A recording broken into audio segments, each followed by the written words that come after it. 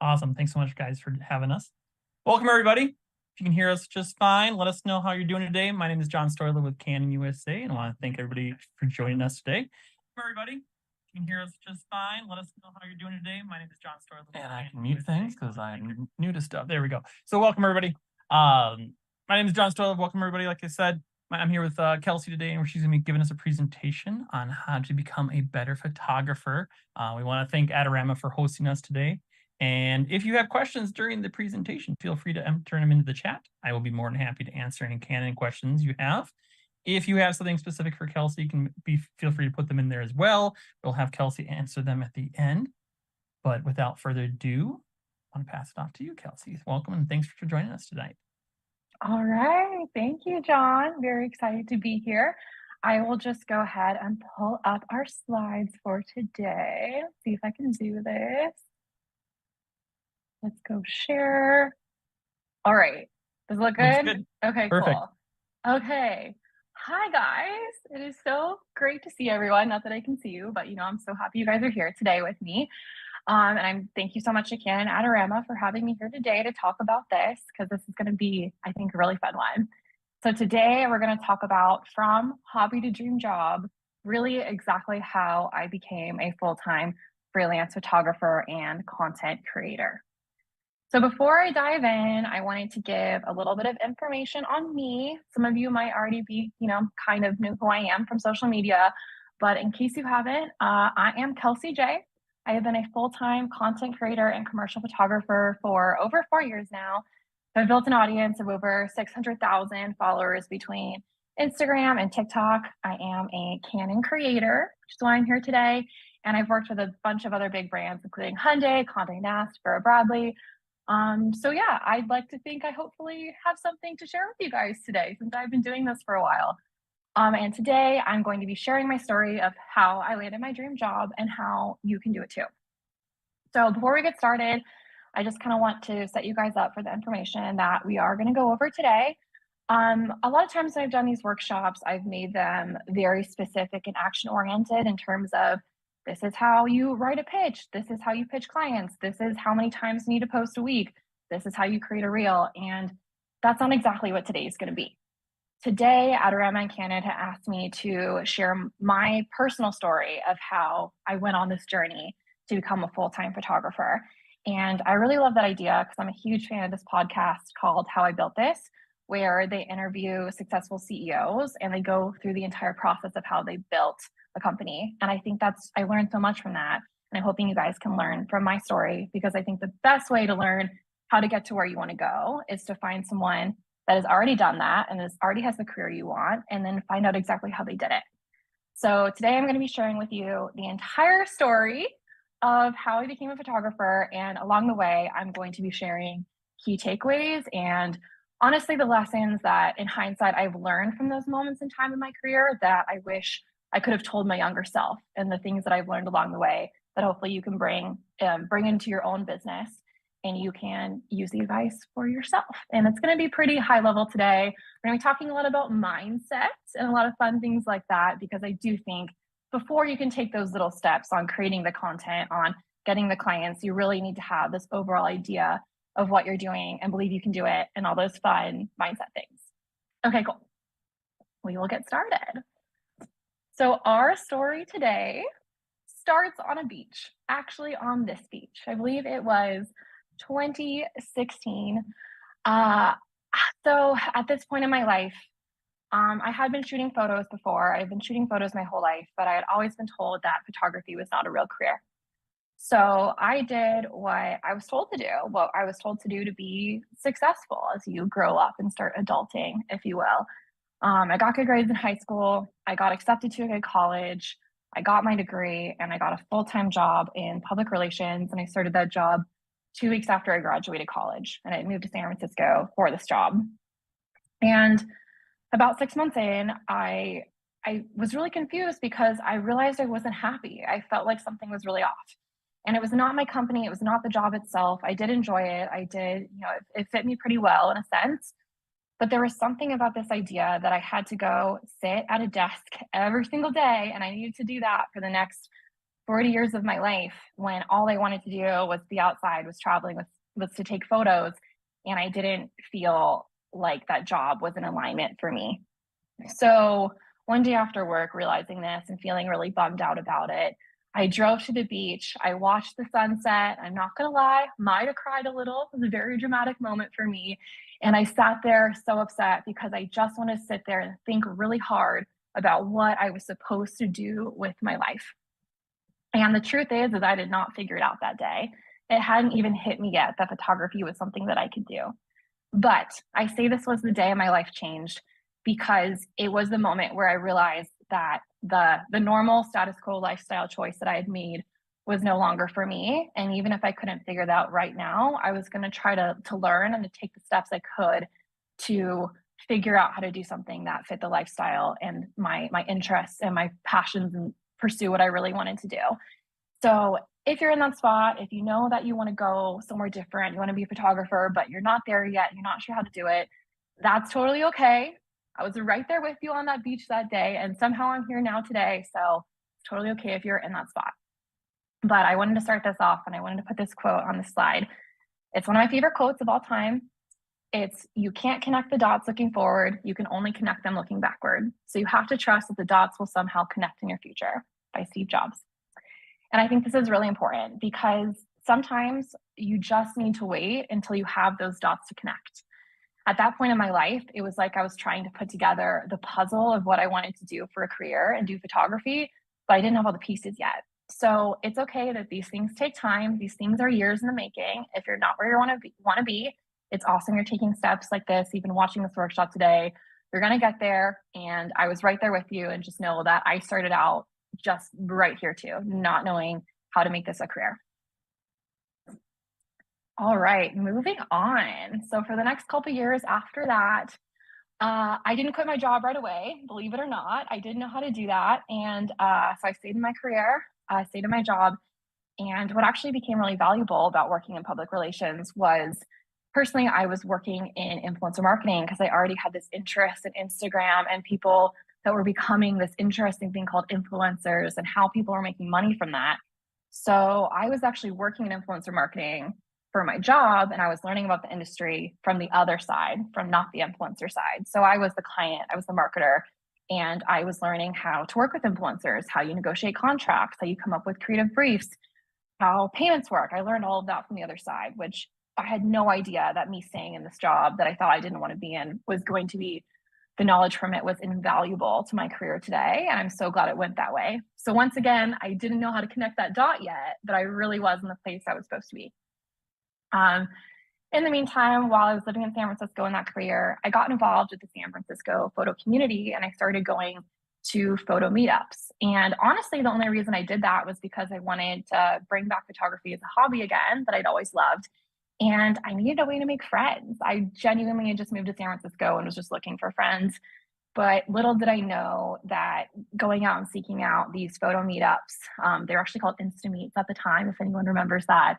I ended up meeting some incredible people that became my good friends, but also they were people that were working and making a living as freelance photographers and content creators. I don't even know if that was even a term then, honestly, but people that were already in this industry and that were making money from it. And I think why that was so important is I don't think I truly believed that that was even possible, that you could make a living from something like that, until I met people that were already doing it. And then once I met them, I was able to learn from them how they're making it happen, how they're getting clients, how they're creating photos, how they're utilizing social media as that marketing tool and gaining a following. And I learned almost everything I knew about the industry from the creator side from those people I met then. And they were also the people I started traveling with and started to going on photo shoots with and doing all these adventures with, that ended up building my brand and my career and my Instagram account. So key takeaway for you guys here, building community is crucial, especially in this industry, because when you're a freelancer, you're kind of working alone. You're kind of working from home. You don't have a team at work. You don't have a manager. You don't have those people kind of like encouraging you or guiding you or teaching you, but you still need others to work with. You need your peers. You need people to learn from. So wherever you're at in your photography journey and your career, wherever you live, I really think it's important to try to reach out to people in your community that are also trying to go this route or trying to do what you do, or maybe are already doing it, and try to see if you can meet them for coffee, maybe do a photo shoot and find your people, because that community and those people I've met along the way have been invaluable to my career, and I would not be where I am today without that. Cool. All right, we're moving through the timeline here. So 2018, this was the big one, you guys, the big year. This is the year I quit my job to try to do photography full time. I honestly had no idea if it was going to work out then, and mostly also to travel the world. So I spent about a year planning and preparing to leave my 9-to-5 job. And the way I went about that is, once I finally, I believe it was around 2017, where I felt like I was confident enough in my understanding of the industry, in my photography and social media skills, that I just decided, like, this is it. I'm making a plan and I believe that I can do this.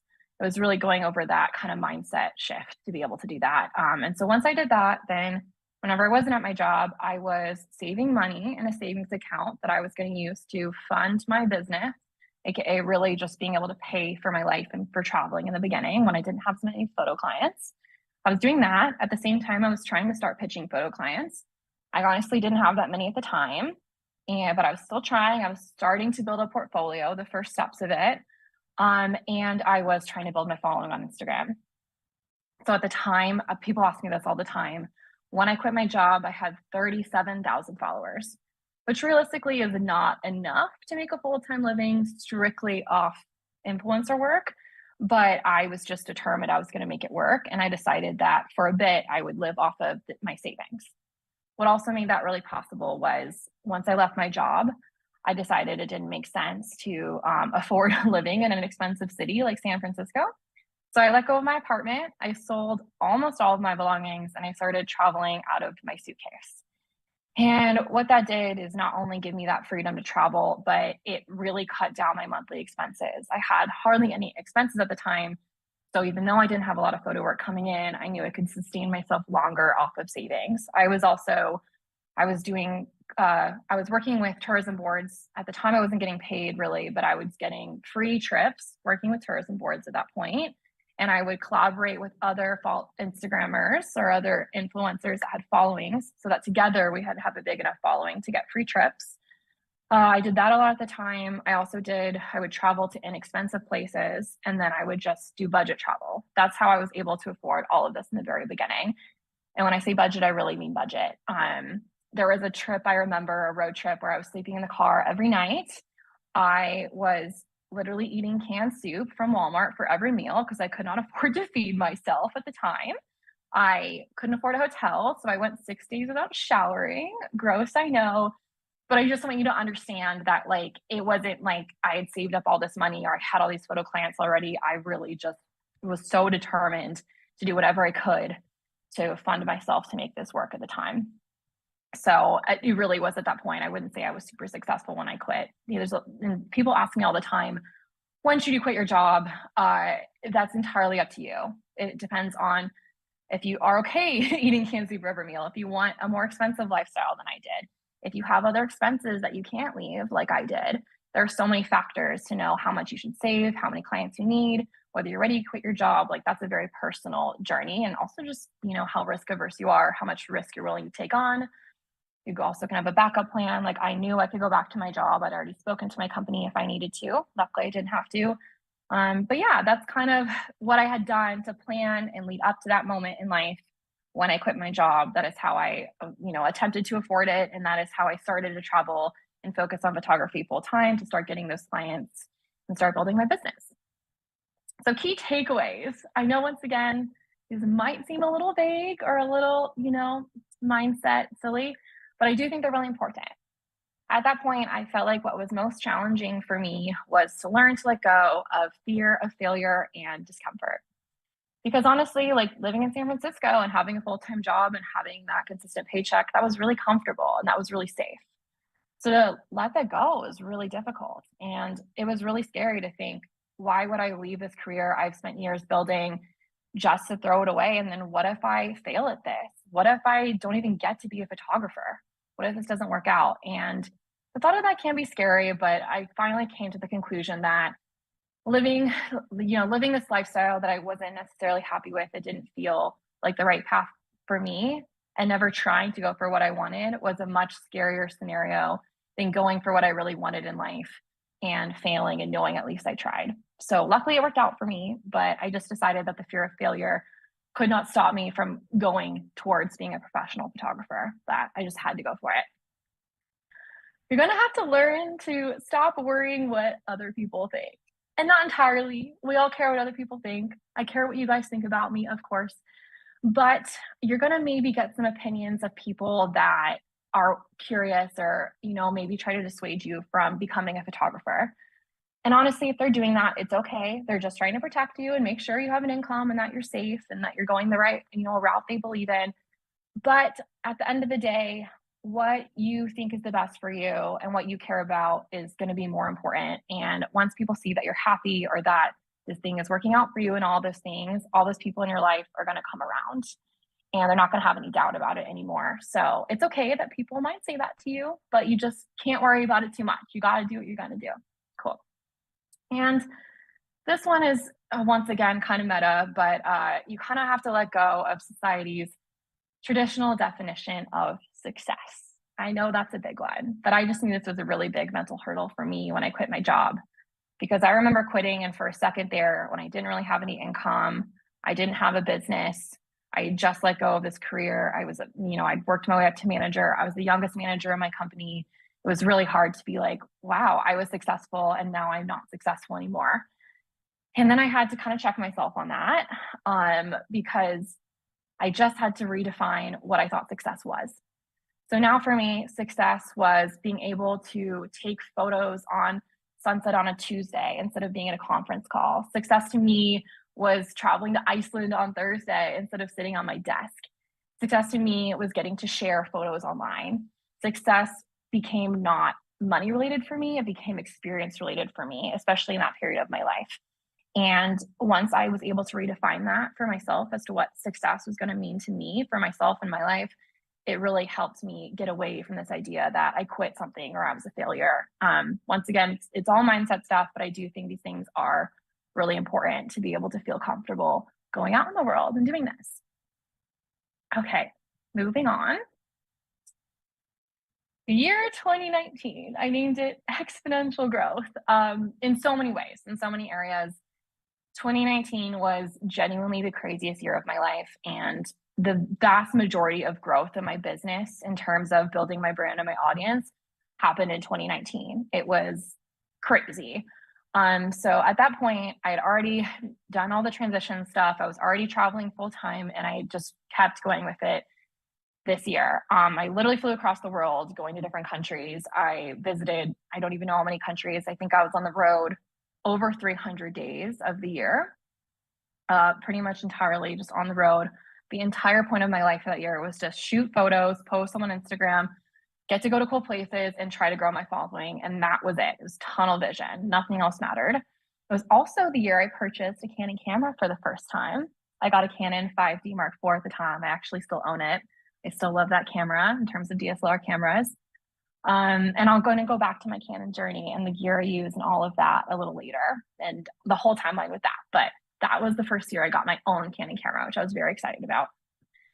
And yeah, based on just, going for it, at full force like I did that year, I ended up growing my account over 100,000 followers in 1 year. And I think within a year and a half, I hit over 200,000 followers. So it blew up and it was huge. It was insane. Honestly, I could barely believe it myself at the time. And when I noticed once I hit around 100,000 or above that, my dream clients started reaching out instead of me having to pitch and pitch and pitch and reach out to clients hoping they'll work with me. These insane brands that I've always wanted to work for started reaching out to me and wanting to work with me. And it was bigger projects with bigger budgets. And I think it was after that that it really felt like, oh, this might actually work. I might actually be able to sustain this and do this for a living. I think that was really that shift where it wasn't just like, I'm going to try this out. It moved into like, oh, I have the confidence that I have a brand, I have a business, and people want to work with me, and I can actually make enough money than that for this to sustain this. So key takeaways I'm hoping you guys can learn from this era and this slide. I wrote down the hard truth about the four burner analogy. So, what the four burner analogy is, I think it was Christopher Card that started talking about this on podcasts and it became kind of popular in this adventure travel niche. But it's the idea that if you think about like your life and your time and your priorities, that it's like a stove, a four burner stove, and each burner is a different thing. So the first burner is your career. The second burner is your health. The third is your family, and the other one is your friends, your community, all your other relationships in your life. And the idea is that the reality of the world and time and how much time we have is it's really, really difficult to have all of those burners on all at the same time, especially at full blast. You really have to prioritize the categories in your life that matter to you, at least for certain amounts of time. Um, and I just the reality of this year for me, 2019, and how my business grew so quickly is honestly, I turned all three other burners off, and everything I did was just focusing on this goal and to grow my career. And I say this for two different reasons. One, because I want to be really realistic as to how much work it takes to grow on social media, to grow your photography portfolio, to grow your clients and your business and all of those things. Like it takes so much work. I never wanted to seem like this just happened overnight because it didn't. And this was literally years and years in the making and a ton of hard work. And I also want to say that, you know, for me, I was able to leave my friends and family. I was able to kind of put eating healthy and that to the side just to focus on this. If that's not for you, if you need to prioritize other categories in your life, that's probably healthier. That is totally okay. But just don't get discouraged if you don't see this overnight success, if, you know, it takes you a few years to get to that point to grow that following versus this exponential growth I saw in 1 year from focusing on this so hard. It's going to take you a little more time, and that's totally okay. Just understand that the more time you put into this, the faster you're going to see results. And if that takes it a longer, there is nothing wrong with that. It just, you know, realistically, it takes a lot of time, a lot of hours, a lot of hard work. Cool. Second takeaway, clients will hire you based on the passion projects you have photographed. And this is something that took a while to click for me. Like I said, I was just tunnel vision. I want to go to these really cool places, places people haven't photographed, places that I can afford, honestly, and that I think are going to make really cool photos that I want to shoot and also will do well on social media. That was all I was thinking about. It never really occurred to me that what I was photographing and sharing on social media, that was actually going to be the work that I was going to get hired for. So let me give you an example to kind of explain what I mean by that. It was towards the end of 2019, and I got hired by the Guadeloupe Tourism Board, which is a little island territory in the Caribbean. They hired me to come out and actually take photos for an article from New Yorker.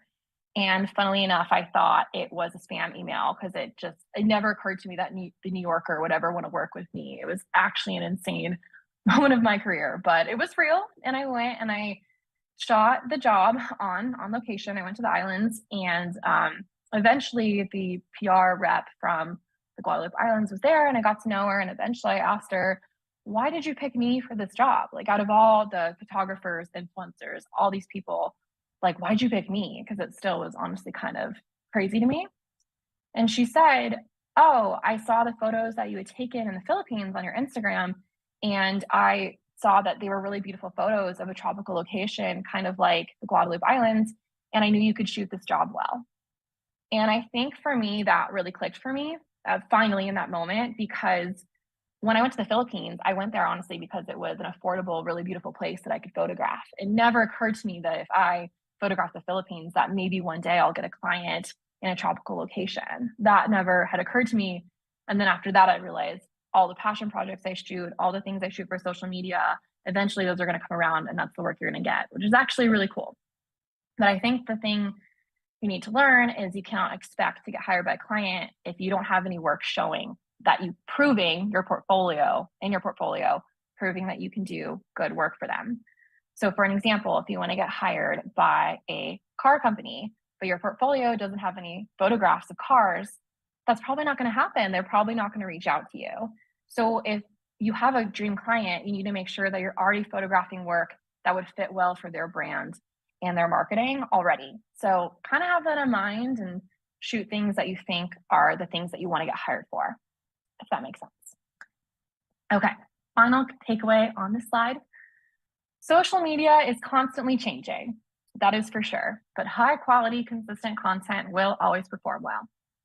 So, you know, because this workshop specifically is not about the specifics of how to grow on social media, how much you need to post, what you need to do. You know, there's tons of resources on that. I even have other resources on that line if anyone's interested.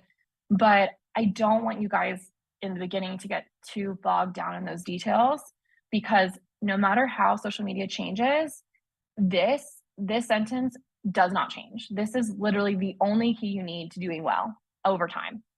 High quality content is always going to perform well, especially if it's unique. And then by high quality, I mean not only quality videos or photos, but that people want to see, that people want to engage with, that excite other people online. That is high quality when you're talking about social media. And consistent, posting consistently. Like in 2019, I posted a new photo on social media every single day. For 365 days, I posted a photo. So it's that consistency that you're going to start seeing the growth that you want. So if you want to grow on social media, it is that complicated and that simple. Create high quality content that is, I didn't put this in here, but I do think it should be somewhat uniquely you and whatever niche you choose, and you need to post it consistently. Ideally every single day if you can, if you have time. Cool. Where are we at? Okay. And then it all stopped. So the ball was really rolling for me, getting those clients, building that audience, everything was great. And then 2020 hit and the world shut down and the travel industry shut down entirely, which meant not only could I not travel, not only could I not create content my audience wanted to see, but all of my client projects shut down. And I felt like I no longer really had a way to make an income, which is a really scary place to be in when you are a freelancer. And I want you guys to learn from this so that it doesn't happen to you. So I pivoted my business a couple ways during 2020, and I think there's an important lesson to be learned from it. So during quarantine, during lockdown, when I couldn't take any photos, when I couldn't do photography, luckily before this had happened, I already had created an online course and it was already up and ready to sell. I hadn't had a lot of time to promote it yet because I was traveling so much. So it actually, you know, the small bit of positivity from being stuck at home for me was I finally had time to promote that course.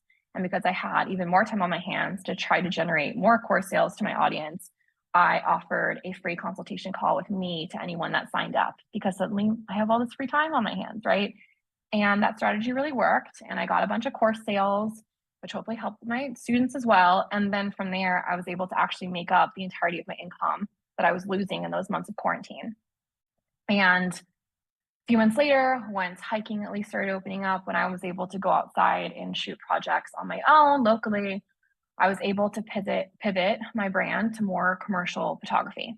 So instead of posting sponsored posts for brands on my Instagram, I realized once I was getting feedback from my clients that a lot of them usually shot a lot of their photography of their products, of their lifestyle shoots in-house. Like a lot of these companies have full creative teams of photographers, producers, stylists, all those people.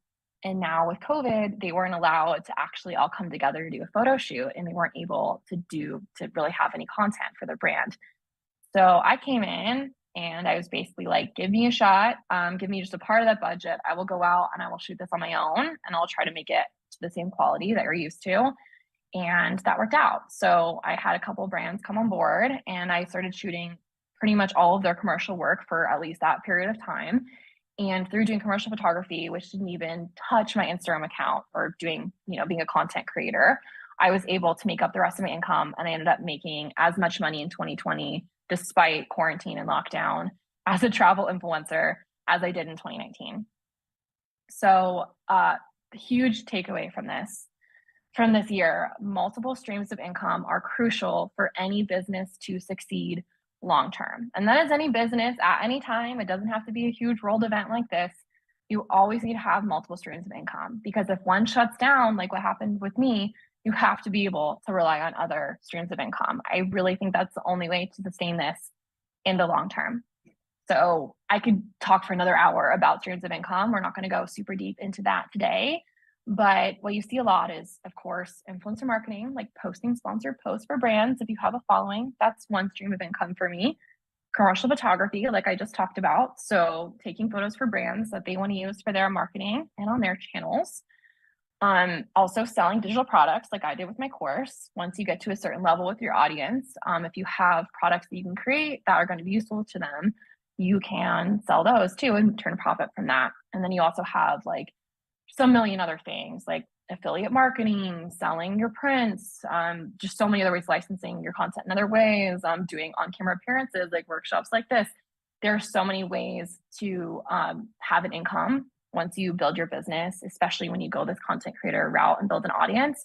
So just make sure to not put too many eggs in one basket, because that can have concrete consequences. So definitely try to have different business ventures going on if you go this route of being a freelancer. All right. Another really exciting thing that'll happen in 2020. That was the first year I became a Canon creator, or essentially it was my first project working with the Canon team, which was my absolute dream. Honestly, Canon was the number one brand that I had wanted to work for almost the entirety of my career. I'd still so grateful. This photo here is actually from, they did a Times Square event in December and brought some of us out, and we got to see our work and ourselves in Times Square with the Canon team, and just having a brand that's championing me and my career and my creativity like that is just literally a dream come true. I love them, actually, not just genuinely love it. And I cannot believe this is where I'm at today, getting to talk to you guys about it. But this is the question I now get asked all the time. How did you become a Canon creator? How did you get in with them? I know it's something that a lot of people want, and I want to be very transparent as to how I got here, because it's a longer story than you guys would think, honestly. I'll just go to this slide so you can kind of see some stuff. But basically, the story goes, I was actually in 2018, right when I had gone full time, I was reached out to by a director with a production company, not directly Canon, but they were working on a commercial for Canon. And they reached out to see if I would be a good fit to be talent for the commercial. And honestly, I didn't get the gig. They didn't get the gig with Canon. It didn't happen right away. And I, of course, was, I was pretty bummed, but I realized that they were right. I wasn't ready for that gig. And the reality then for me was I didn't actually have a Canon camera at the time. I loved the brand. On all of the trips I was going on, I was shooting using my friends' cameras that already had Canon cameras. I had seen that Canon was already signing on some of my influencer friends and was really supporting their work and their career. And I just thought they were literally the coolest brand ever. And I loved shooting on their cameras. But then when I was actually interviewed for this job, I didn't look like I was ready for that, or that I was a good brand partner at the time, because I didn't even have a Canon camera. And the truth was, is at the time I couldn't even afford to buy one. But after I didn't get that gig, I was like, if they come back to me, this isn't happening again. I have to put myself in the position to be the best candidate for them for a future commercial. So at the time in early 2019, I used honestly probably like half my savings at the time and bought the 5D Mark IV. I think I could only afford one lens for at the time, 24-70. And I just shot everything on that. And from then on, I was like, I'm only shooting Canon, and one day this is going to work out for me. And that's that. So yeah, that's where it started out. And I remember then in 2019, I got reached out to by a drone photography company for a commercial. That one was down to me and another girl, and I didn't get that commercial either. It's rejection, we love it. And I think this is really important to talk about, because like, you can't give up. If you want this client, if you want this job, you only need one yes. You only need to get that gig once. And I knew that if people were reaching out to me, if I was up for these kind of jobs, that eventually I was going to get the one I wanted, which was Canon. And if I kept trying, I just felt like I was going to get there. So then fast forward to 2020, I got reached out to by a different director with a different production company doing a different commercial for Canon cameras. And this time I was like, this is it. Oh, this has got to work for me. And I landed this gig. So they sent out a production company, director, a videographer, all of that from New York. They actually came out to Washington. We shot a whole commercial. It was a really cool series about female photographers, which I think was cool in and of itself, doing self-portrait work. And we shot the whole commercial, and it was a really insane project. I'm so happy to be part of it. I think it turned out really well. these at the top of the slide were from that commercial itself and on their landing page. And it was amazing. And then from what had happened after that commercial was I was working with the production agency for it. And they had told me, they're like, yeah, like if Canon really likes seeing you do a good job in this commercial, you know, of course, they're probably going to be open to working with you. So I knew I needed to make sure that this commercial went absolutely perfectly. I wanted to be the best talent to work with, which meant being really energetic on set, having creative ideas, wanting to work really hard, like making sure everything went perfectly and that I was really easy to work with. And since the commercial went well, I got good feedback. And then it was after that I actually signed on as a Canon creator and became truly an ambassador for the brand and get to create content for them, get to do things like this. It's literally my dream job. It's perfect. It's amazing. But I want to talk a little bit more and break this down, that story, as to what to learn from it and why I think it matters. And before we go into the takeaways, kind of going back to that point about shooting personal work and where that's going to come back in your career and you're going to get hired for it. If you look down here, I have this photo of me in a red dress at a castle. And then if you look at the Canon commercial, you'll see me in that red dress again. So when I started off, and honestly, I think it was 2016, 2017, I had started this personal series of when I traveled, I would bring this red dress with me and I would go take self-portraits in it. And that was like my main signature kind of work I was shooting and posting on social media. It was honestly just for fun. I had no idea it would go anywhere. I kind of moved away from that. I was kind of shooting other things again, but it was kind of where I started. And then eventually when I got this commercial and I started talking to Canon more, I found out why they had even found me to audition for this, this production was someone internally at Canon had been following me for a long time and was a fan of the red dress series. And they actually asked me to bring it back for the commercial because the red of the dress matched the brand color Canon red, which would have never even occurred to me. But once I realized that was incredible. So once again, this is just an example of whatever personal work you're shooting, even if you don't see the returns on it yet, even if the clients aren't coming to you yet. I mean, this is literally 4 years down the line. I was able to land my dream client out of just this personal work I shot that I thought would be fun to shoot. So never get discouraged. Keep sharing your work, keep creating your work. Eventually, like I promise you, it's going to get you to where you want to go. It just might take some time. And that's about it. So for the takeaways, we kind of talked about this already. Make sure your brand, your work already align with the client's brand. You don't know who's watching your accounts at all times. So make sure when you post something, even if you don't have that client yet, think through the lens that if your client were to view that, would they love the work you're posting? Do they see examples of the work that would work well being hired by them? Like definitely think through that lens. Like feel you need to create and post work like you already have those dream clients already, even if you don't have them yet, because you need to make yourself look like a good brand ambassador, even if you are not that ambassador yet. You need to be a good fit for them already so that you can get hired.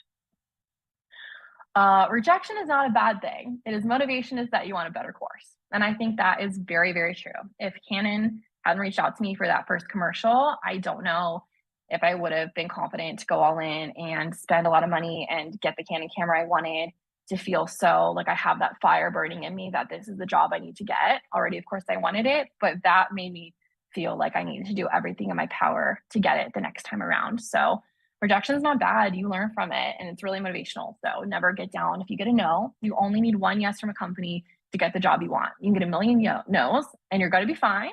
You only need one yes. So you just have to keep going. And once you land your dream gig, be the best partner you can to them so they want to keep working with you. And I think this is really important because I think creatives in this industry feel like getting your foot in the door is the most important part with a brand you want to work with.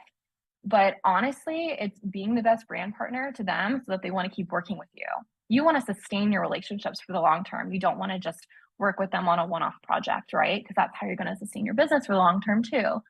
And working with the clients you want to work with. So being the best partner, I kind of touched on, it's, being excited to work with them, creating quality work, all those main things, but it's also maintaining deadlines. It's answering emails on time. It's being organized. It's being optimistic and positive. It's just literally being a good person to work with and showing that you are championing their brand and that you are a good brand partner and you're so excited to work with them.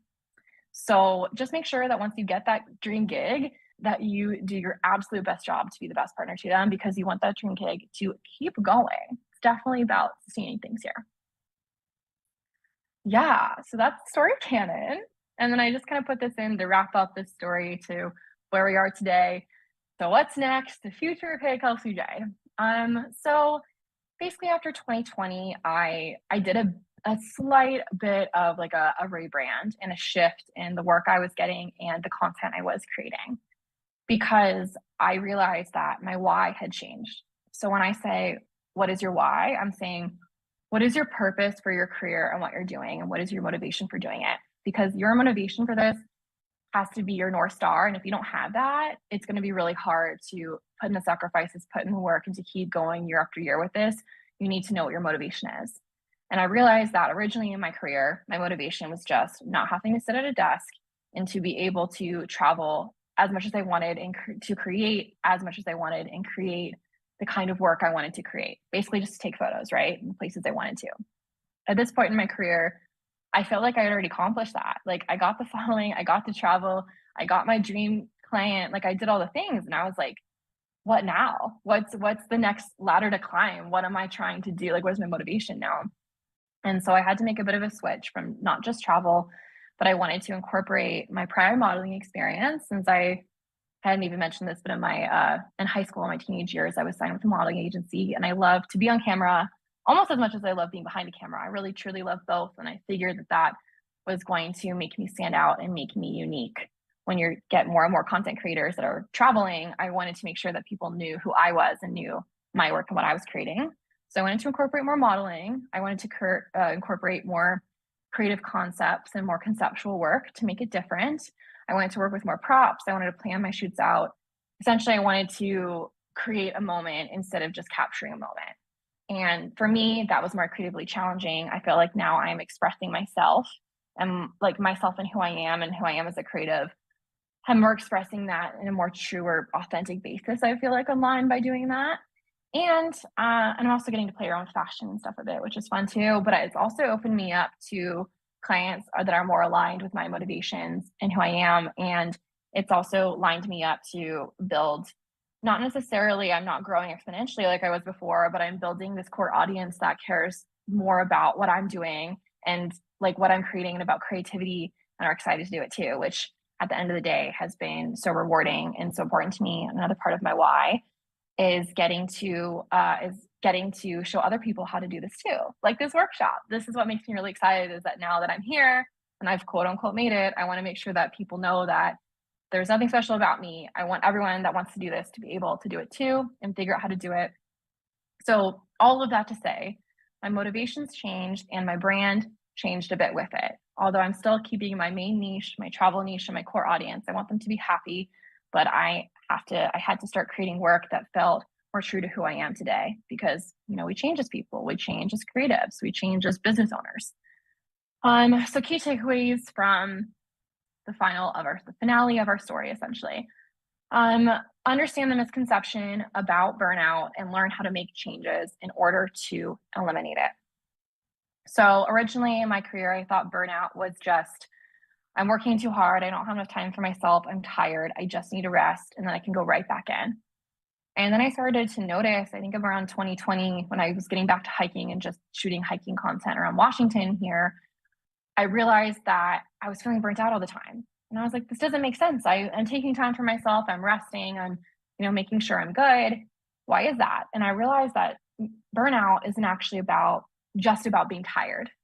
It's about not working towards things that align with your motivations and your goals and your purpose.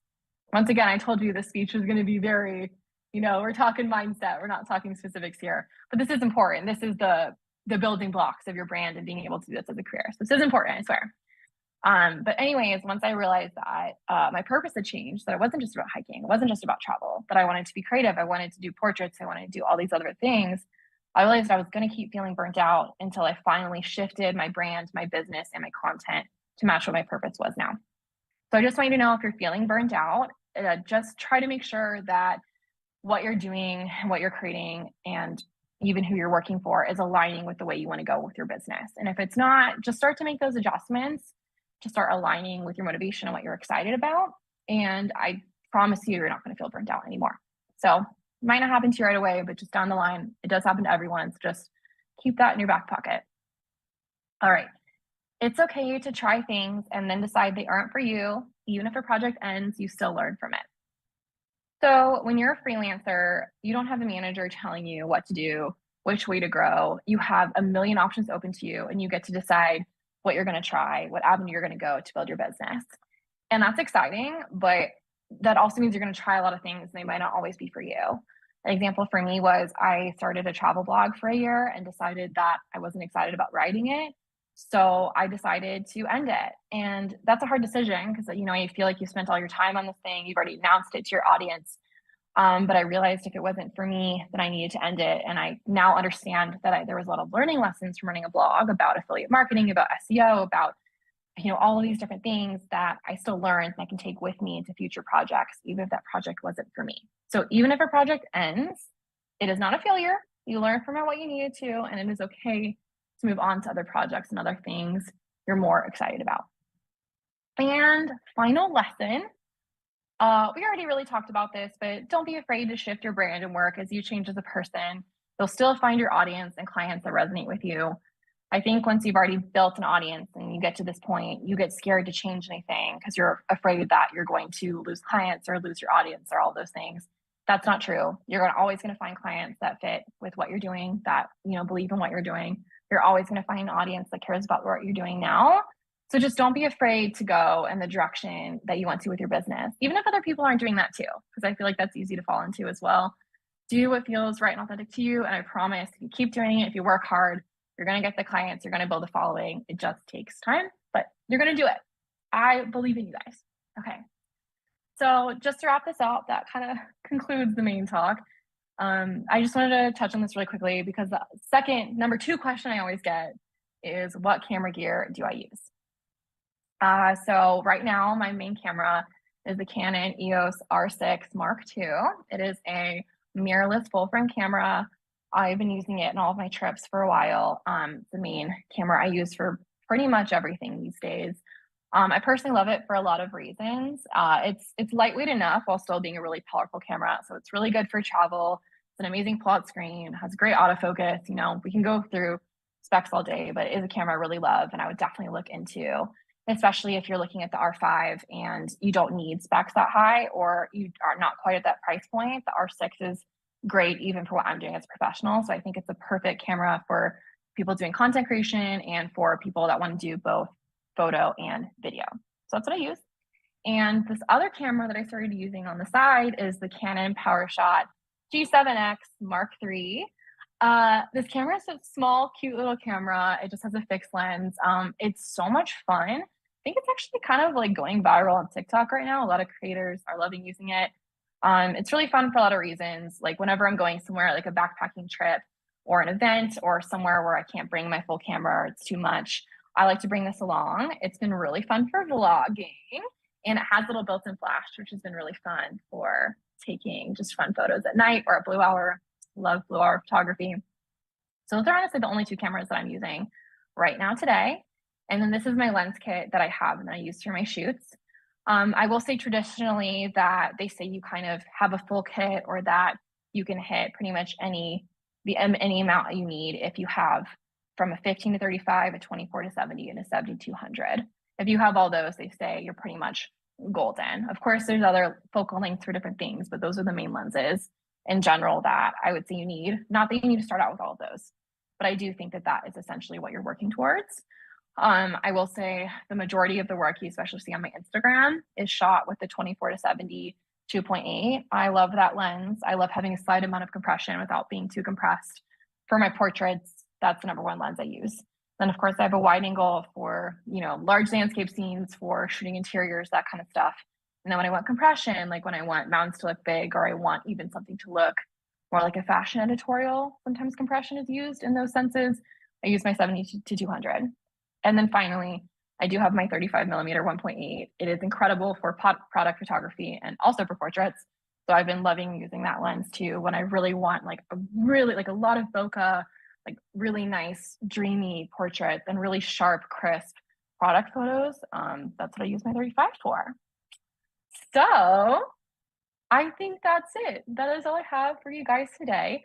I think we're going to stay on though, and I'm going to answer some questions. So if you have them, feel free to drop them. John is joining me again. But thank you guys so much for listening to me talk for, what was it, like an hour? I really appreciate you taking the time. It's been awesome. And of course, if you ever want to reach out to me, you can find me at Hey Kelsey J. So yeah, I think that's it. Awesome. Great job, Kelsey, as always. Thank you so much for the content. We do have some questions. So if you guys want to hang out for a little bit, we're going to ask some questions. Or if you do want to ask Kelsey a question, feel free to drop in the chat and I will get to as many as possible. Kelsey, just to start off here, Hungry and Fearless asked, and I think you answered this too, but it was who were you working for when you were traveling? Yeah, I didn't have like one specific client I was working for. So I was totally freelance in the beginning. I was taking one-off jobs by mostly just like outdoor companies and tourism boards since I was really in that adventure travel niche. But there wasn't a specific client. And like I said, when I first started, I didn't even have a lot of clients. I was really trying to build that client base up. Yeah. Right. And Hungry and Fearless also asked, do you get any pay as a Canon contributor? Yeah, I do. I actually think that's something that is amazing that Canon does is Canon was one of the first camera companies that I saw that also was monetarily supporting creators they worked with. And, you know, you'll have a lot of companies that try to work with you for free, especially when you're starting out. And it's okay if you want to do that. But at the end of the day, you know, we need to make a living off of this. And companies that are willing to, you know, put their marketing budget behind you as a creator, that is so supportive and something I really appreciate. So I do get paid by Canon and I do really appreciate that they do that. Yeah. We're glad, we're lucky to have you as well. So Colleen Goldhorn asked, how important is having social media following in being a successful photographer? It is and it isn't. It completely it's dependent on which way you want to go with your career. Like I've talked about, there are so many different ways you can make money as a freelance photographer, and it just depends on what feels right to you. For me, I really love getting to express myself online and be myself online. I already had the on-camera experience from being a model. So for me, getting to kind of become more of a brand ambassador to build that following and that route made more sense for me. If you're someone that doesn't feel right for, you feel, you know, maybe you're more introverted or you don't want to put yourself out there like that, or maybe you just don't really like posting on social media, that's totally okay. But that means you're going to be going other routes. Like maybe you'll be selling prints, maybe you'll be doing stock photography, maybe you'll just be focusing on those commercial shoots for brands. If you don't have a following, that doesn't mean you can't make a living from this. You're just going to be going a different route with it. Yeah, it's awesome. Brian Reed asked two questions, actually. The first one kind of pulls off the last one is, with social media being so huge, do you still create and use portfolio books to present your various, portfolio books to present to various clients? Interesting. I still maintain a photography portfolio. My portfolio has kind of changed in that it's not a traditional photo portfolio. I try to show all the other offerings I have in terms of being, you know, doing workshops like this, being a brand ambassador, being on camera talent. I do a lot of different things for brands. So I want to make sure my portfolio encompasses that. So in that sense, no, I don't use a traditional portfolio, but I still think that you still need to have that. You should have that website. You should have that body of work that people can reference. I will say that most of my clients that outreach to me find me from social media and probably not from my website, but I still think it's important to have. It just may be, especially in the content creator world, slightly less important than it was like 20 years ago. Yeah. Right. No, there's, like I said, with social media and stuff, and especially Instagram, a lot of photographers I know have just, you know, gone to that route as their portfolio, because that's how people are being found. And exactly. You know, just like your story was, that's how they found you, from, you know, from photos that you post online. So yeah, I agree. I still love, you know, printing, and I'm sure you do too as well, with your photos in your background. So it's one of those things that I still, you know, it's still a fun part of the photo ecosystem, but for client work and stuff, online is always a big part. Brian's second question was, do you ever develop personal projects and then revisit them later for inspiration? Oh, yes.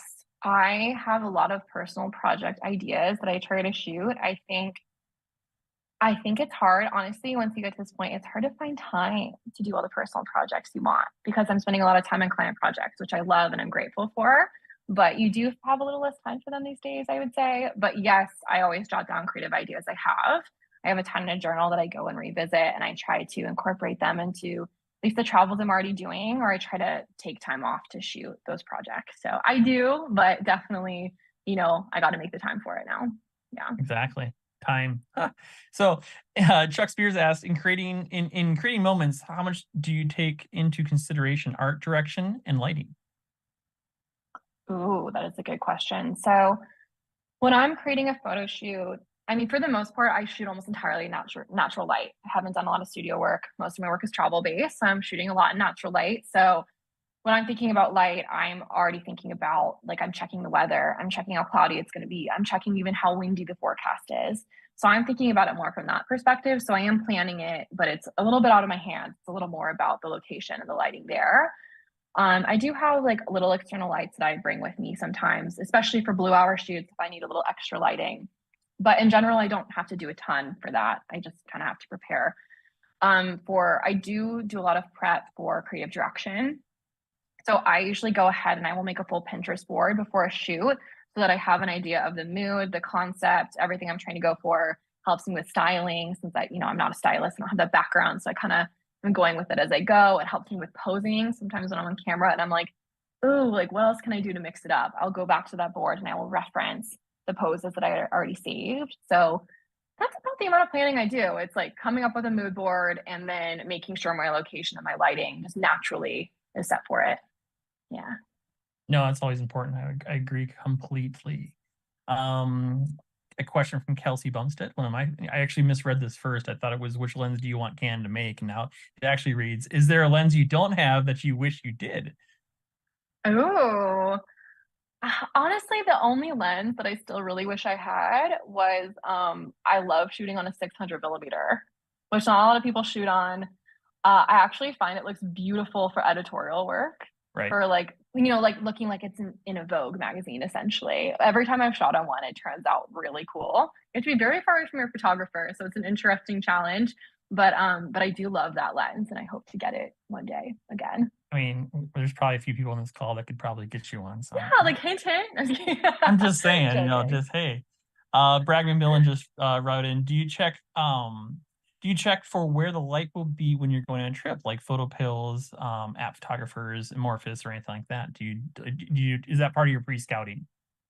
Yeah, sometimes I use photo pills. I don't get to use it, I feel like, as much as I would like, because usually on trips I'm trying to hit so many places that I don't have time to go to a location and scout it and check photo pills before I go.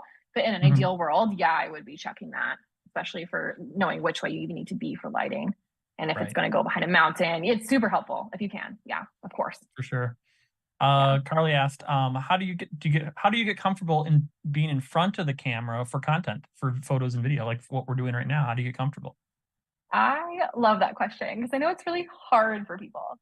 And I got really lucky since I started out as a model. I had to get comfortable with that like really early on, and it's been really helpful. But I think to get comfortable, you have to start small because Mhm. at first you're more self conscious than you're going to be later.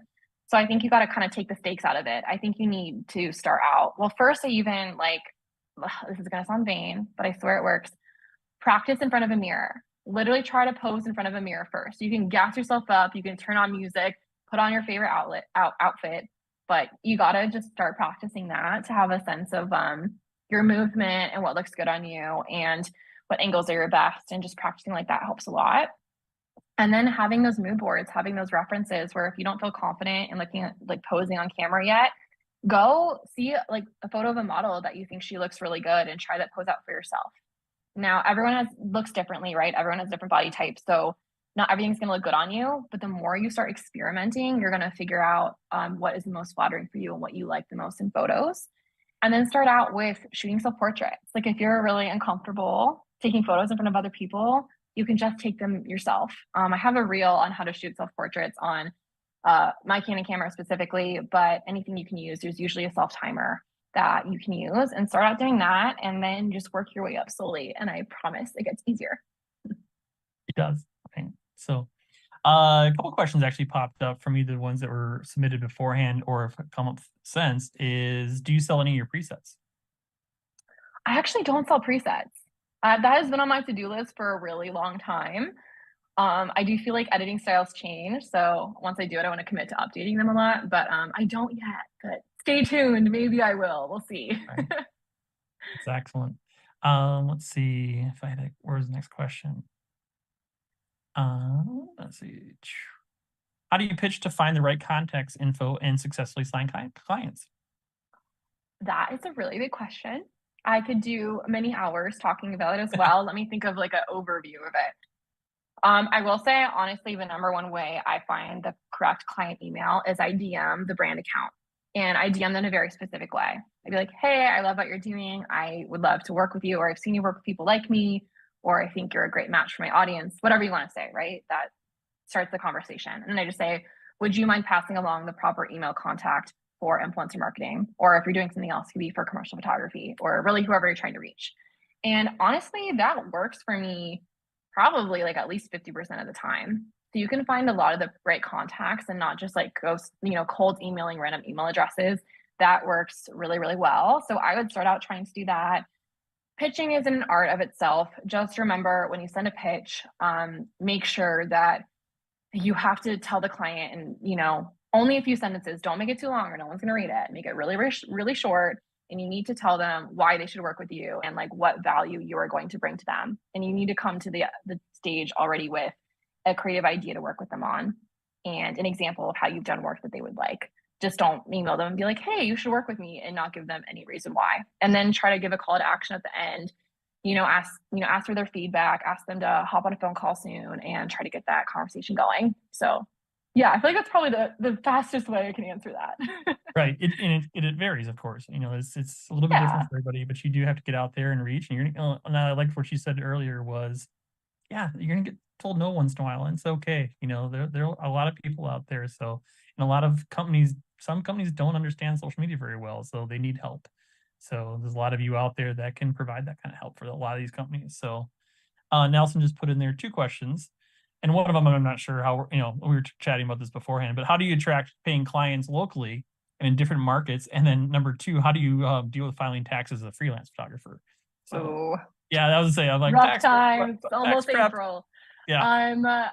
The first question was, how do you contact locally? Honestly, locally is nice because you can even show up to a business and try to talk to the owner and just like, hey, I'm in the area, just wanted to say hello. If you ever need help with social media, or maybe you saw their social media and maybe, say, oh, I saw you have this, page going. Do you need some content for it?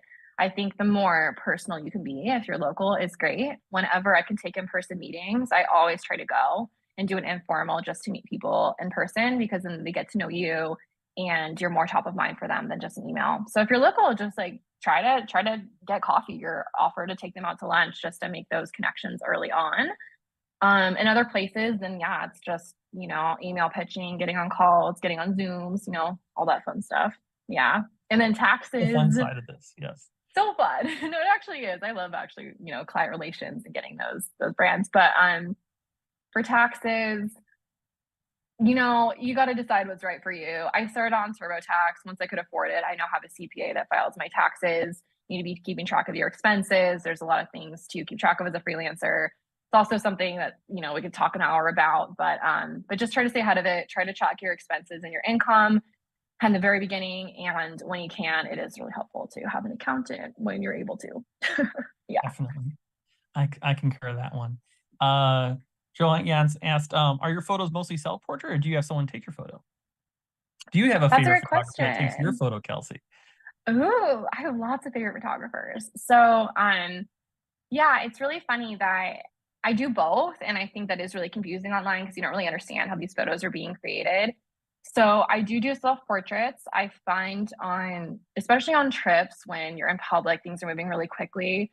Not only do I find it more fun to create with other people, but I do find it to be just logistically easier than always moving a tripod around everywhere you go. So I love the collaboration aspect of what I do as well. So yeah, I just honestly just through being in the industry, through making friends, meeting up with people, I've met really great photographers that I like to work with. And now what's really fun is when I have a brand deal, then I can even like hire my friends and make sure that we're both getting paid. We both get to go somewhere cool. So it's been a really fun part of the journey. So I do both. And I really enjoy that kind of dynamic, I guess. There's Yeah, nothing like traveling on someone else's dollar and bringing your friends with to help out. we So, love it. yep, Dream one of job. the best things ever. So, and I think we'll probably wrap up with this one. So, and it'll, this will be a fun question. So, if you had to travel with just one lens, Kelsey, for your 6D Mark or R6 Mark II, what lens would it be? 24 to 70, hands down. I use that lens more than anything. And I will say in a pinch, because sometimes when I backpack, I only bring that lens because I can't bring my whole kit with me. If you want a wider photo, I will just take 3 horizontal photos and I'll stitch it. Or you could even do as many as you need, vertical, horizontal, whatever you're trying to take. I will stitch photos if I need wider. Yes, it doesn't have like an extreme amount of compression, but for what I do, if I'm taking more portraits of like an environmental aspect, 24 to 70 like always comes in clutch. So I use that lens an insane amount. Yeah, highly recommend. Yeah, no, it's a lot of fun and gives you great range. So, well, that is Yeah, all the questions that I have seen that comes through. I want to thank your Adorama especially for hosting this today. If you're new to Adorama's page, please do the normal things, subscribe, do the normal things, the bell and everything that we appreciate. And also with Canon USA. Canon USA has a YouTube channel as well, and we're on social media as well. So we want to support both of our friends. And you can find Kelsey and all of her information in the description below. And I want to thank Kelsey for joining us today. And thanks, Adorama, for hosting us. So thanks, everybody. Have a wonderful evening, Kelsey. Great job as always. Thank you for joining us. thanks for having me. This was fun. I will see you guys next time. Awesome. Cheers, everybody. Thank you. Thanks. Bye.